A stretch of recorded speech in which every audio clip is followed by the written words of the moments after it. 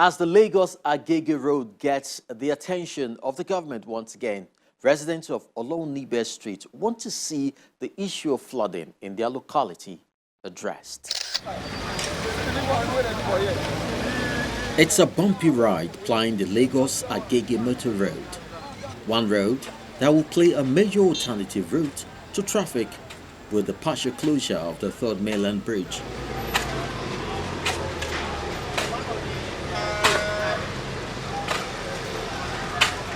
Though some palliative measures have been taken on some of the failed part of the road, it's still not rural for road users.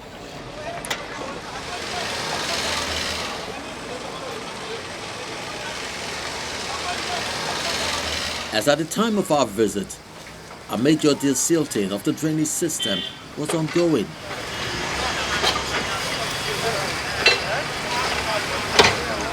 This is to make room for the volume of water that usually wreak havoc in the area whenever it rains.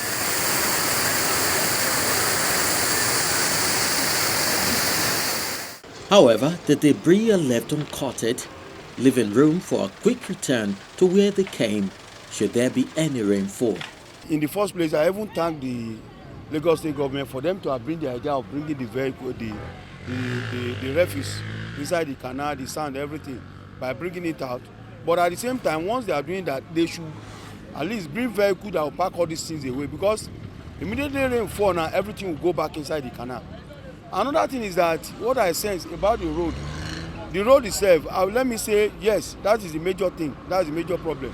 Because the flood is not going, then no matter the amount of the money they spend or they repair the road, the same thing will still occur. So I don't know how they are going to do it.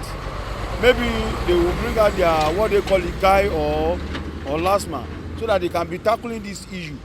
The attitude of residents who throw their refuse into the gutters is also to blame for the huge environmental hazard here, says these residents. The major cause of this problem is mainly the drainage is not deep enough, and also for government to sensitize the people, for them to stop dropping refuge or waste inside the drainage system to avoid blockages.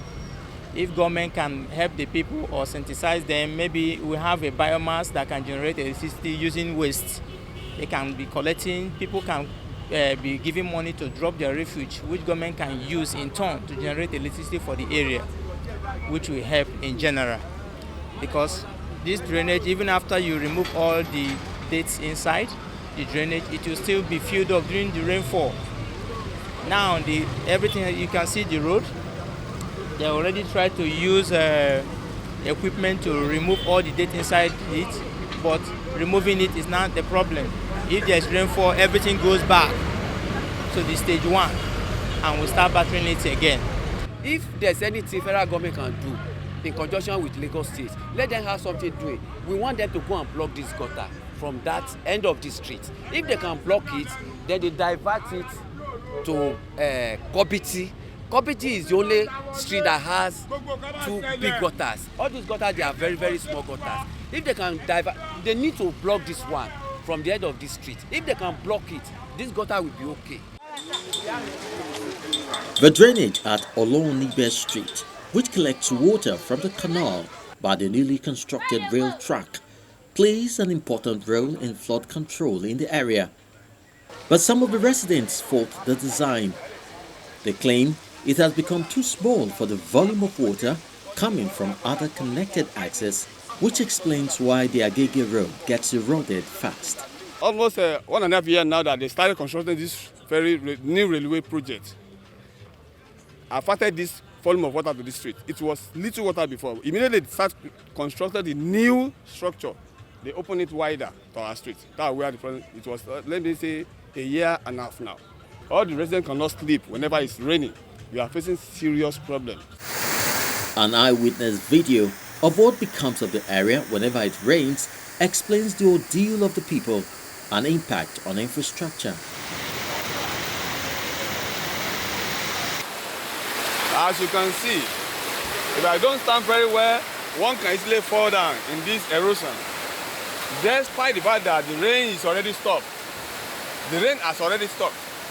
But the volume of the erosion coming here is beyond the capacity of Olonimbe gutter, not canal. They call for intervention. We are using this medium to call on all government arms to come to our aid, right from federal government to the state and local government level, to come to our aid to find lasting solutions so that we have our peace to save of life and property in this community.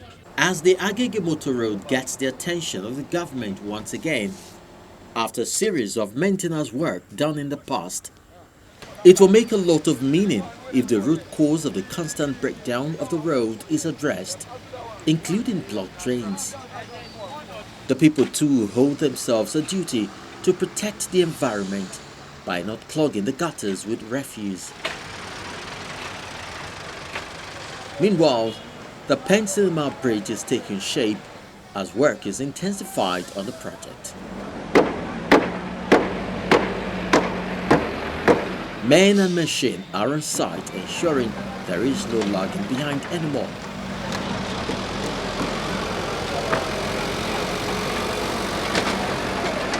We hope to keep monitoring this space to intimate you with the progress of work here. You can be part of the community of game changers by simply telling those stories as they unfold in your neighborhood. Take a shot, that's video or picture, and upload to the Eyewitness portal, which is available on the channel's TV app. You can also download from any app stores online if you don't have already. Launch and swipe to review the menu and then follow instructions on how to upload your materials. The steps are quite easy. You can also make use of our email address. Now let's see what you already posted for the week. These are what commercial motorcyclists go through.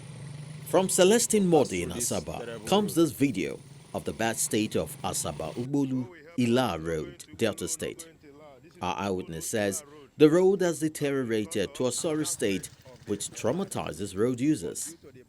He wishes the NDDC did their work instead of lining their pockets with public funds. He also calls on the state government to do something about the road.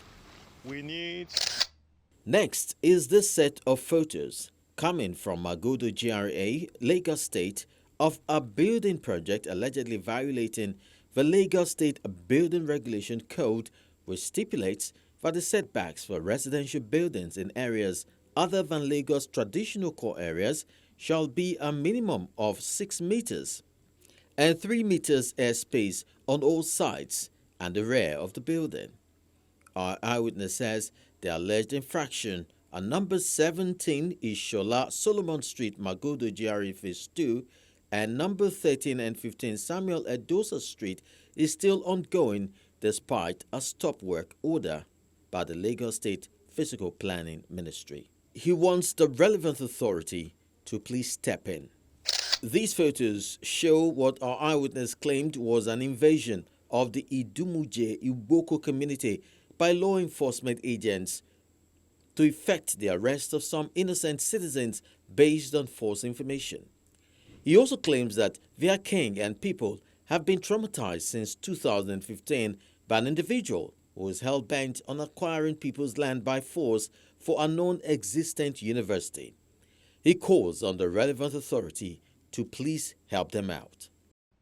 Finally is this video of Reverend sisters marching against rapes, child abuse, domestic violence, and other criminal activities. Our eyewitness says the demonstration took place in Satellite Town, Lagos. No means no. Say no to rape. No means no. Those are your shots. Do keep them coming. But before we go, it's become worrisome that a lot of people have grown so brazen, taking laws into their hands and using law enforcement agents to break the laws and showing a general disregard for court rulings over various matters. The state and federal government must rise up to protect its citizens by upholding the laws of the land. I'm Chris Alems. Till next week, I'll keep my eyes on you. Bye-bye.